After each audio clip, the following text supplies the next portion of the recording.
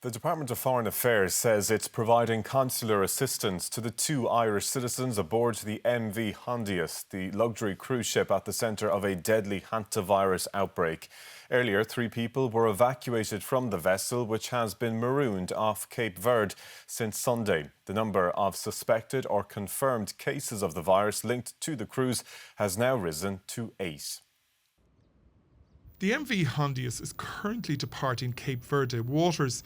It follows evacuations from the stricken ship this morning. 3 individuals were transferred to specialised aircraft and are on their way to the Netherlands for treatment. It is known that 2 of them are presenting acute symptoms of the hantavirus. Authorities in Cape Verde had barred the ship from docking. It then started preparing to sail towards the Canary Islands after the Spanish government granted permission to harbour.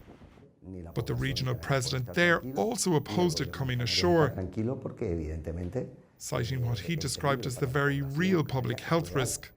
But at an emergency cabinet meeting in Madrid this morning, the health minister said everyone on board is asymptomatic and confirmed, once ready, the ship will continue on to Tenerife. Los españoles que están a bordo, que como digo son.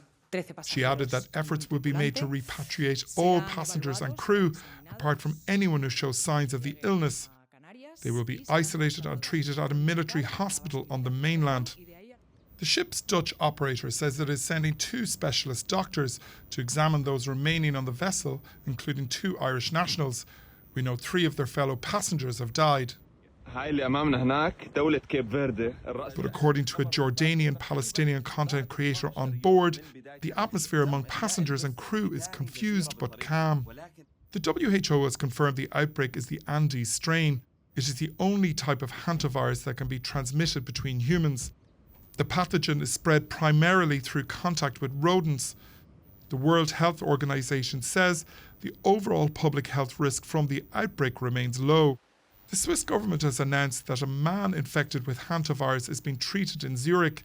The patient was a passenger on the vessel but had returned to Switzerland independently, and South African health authorities are tracing contacts linked to people who left the ship earlier in its voyage, raising fears of viral spread to the wider population. David, RTE News. Well, in the past short while, the Department of Health has said plans are being developed to manage the care of the 2 Irish citizens on board the cruise ship when they return to Ireland. Our reporter Sharon Lynch is here with the very latest. And Sharon, can you tell us what else has the department been saying this evening?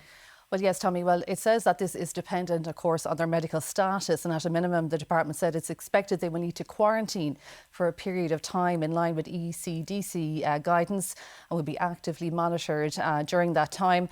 It said decisions with regard to where they will quarantine will be on a case-by-case basis. And it added that if they become symptomatic, they will be assessed and treated as appropriate. The Department of Health said it's monitoring developments with EU colleagues and is working closely with the HSE and with colleagues at the Department of Foreign Affairs and Trade. And it said that added public health protocols will be needed to be followed once the ship has docked with regard to certification and assessment of health of passengers, including further testing, possibly, it said. Now, it said the National Incidents Management Team of the NHPO has been stood up to coordinate the public health response to ensure optimal patient care and safety for those affected by this hantavirus outbreak and to protect broader public health. And it said the NHPO is preparing for the appropriate follow-up and care as needed by the 2 Irish nationals on board that ship. And it said for the 2 Irish nationals on board, decisions regarding repatriation will be taken depending on their medical status, of course, following public health guidance. Sharon Lynch, thank you.